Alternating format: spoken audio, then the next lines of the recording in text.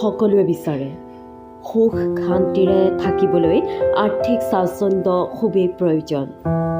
সংসাৰত শান্তি থাকিলেহে এজন মানুহৰ জীৱন আনন্দৰে ভৰি পৰে।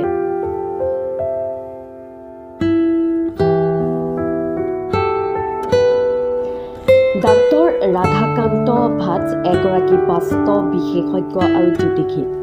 তেওঁ কয় যে কেইটামান বাস্তৱ টিপছ আছে যি শাৰীৰিক আৰু মানসিক স্বাস্থ্যৰ লগতে অৰ্থনৈতিক উন্নতিও কৰে।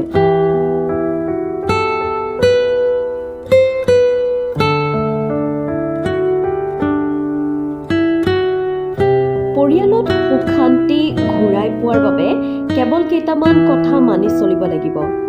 সেইকেইটা হ'ল দুবিধমান সামগ্ৰী গাৰুৰ তলত ৰাখিব লাগিব, তেতিয়া ঘূৰিব আপোনাৰ ভাগ্য। আপুনি জানেনে 1 টকাৰ মুদ্ৰাৰ লগত আৰ্থিক অৱস্থা আৰু স্বাস্থ্য জড়িত হৈ থাকে। খোৱাৰ পূৰ্বে গাৰুৰ তলত 1 টকীয়া মুদ্ৰা পূব দিশে কৰি থৈ দিয়ক।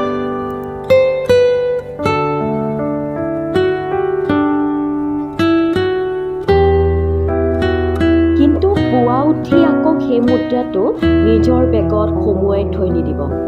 গাৰুৰ তলত ৰখা সেই মুদ্ৰাটো এজন দুখীয়া মানুহক দান কৰি দিব আপুনি।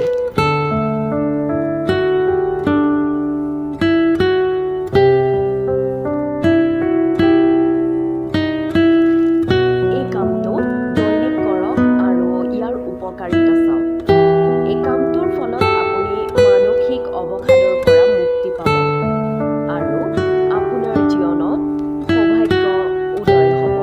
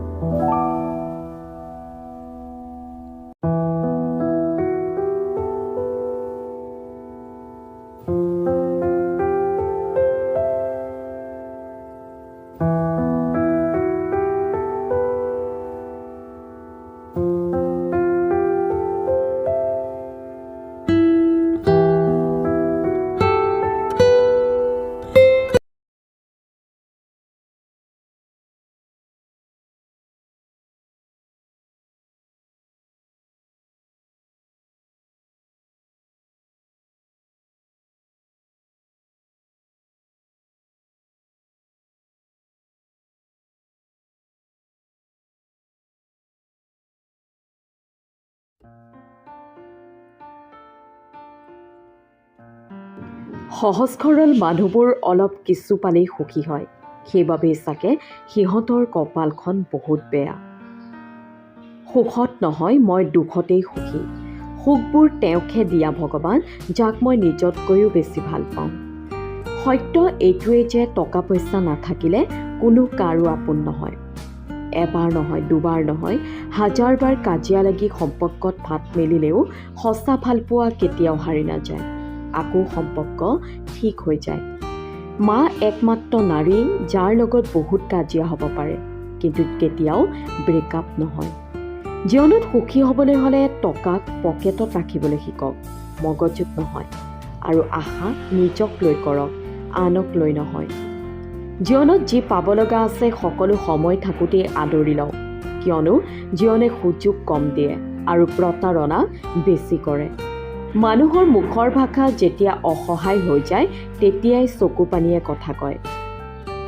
দূৰত্বই একোটা সম্পৰ্কৰ শেষ কেতিয়াও কৰিব নোৱাৰে, কিন্তু মৌনতাই সেই সম্পৰ্কবোৰ শেষ কৰি দিয়ে।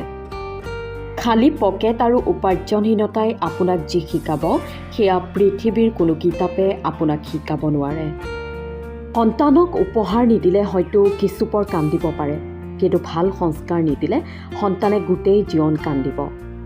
এটোপাল নেমুৰ ৰসে যিদৰে 1000 লিটাৰ গাখীৰ নষ্ট কৰি দিয়ে, ঠিক সেইদৰে মানুহৰ অহংকাৰে তেওঁৰ 1000 ভাল গুণকো নষ্ট কৰি দিয়ে।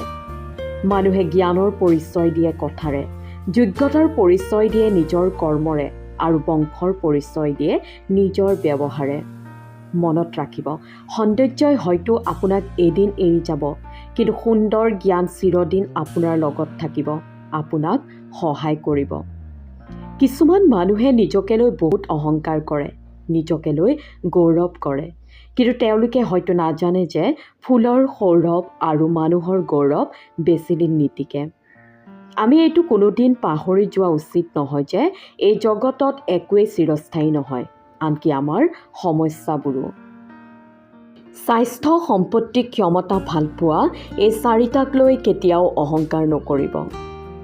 দেখিব যে যি বস্তুটো আমাৰ কাষত নাথাকে আমি সেইটোকে পাব বিচাৰোঁ, আৰু যিটো আমাৰ কাষত থাকে আমি সেইটোকে গুৰুত্বহীন কৰোঁ, অৱহেলা কৰোঁ।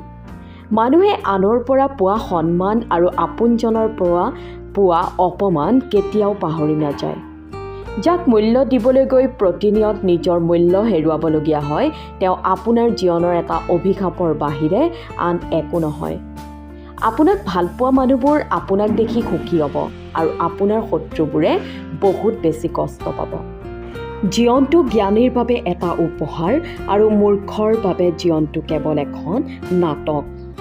অতিৰিক্ত সুখী থকাৰ কথা আৰু অতিৰিক্ত কষ্টত থকাৰ কথা কেতিয়াও কাকো নক'ব, কাৰণ সুখত থকা দেখিলে মানুহৰ নজৰ লাগে, আৰু কষ্টৰ কথা গম পালে মানুহে তাত নিমখ ছটিয়ায়।